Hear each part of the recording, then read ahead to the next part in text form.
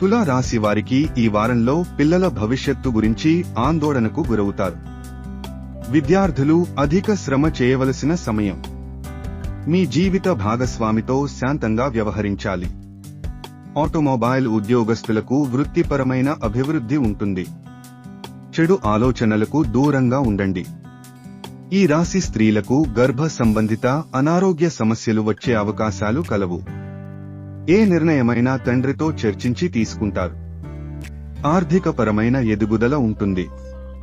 వ్యర్థ ప్రయాణములు చేయవలసి వస్తుంది. విదేశీ ప్రయత్నాలు అనుకూలిస్తాయి. జీవిత భాగస్వామి కొరకు ధన వ్యయం చేయవలసి వస్తుంది. బంగారం కొనుగోలు చేసే అవకాశాలు కలవు. ఉన్న ఉద్యోగం నుండి మారడం అంత మంచిది కాదు.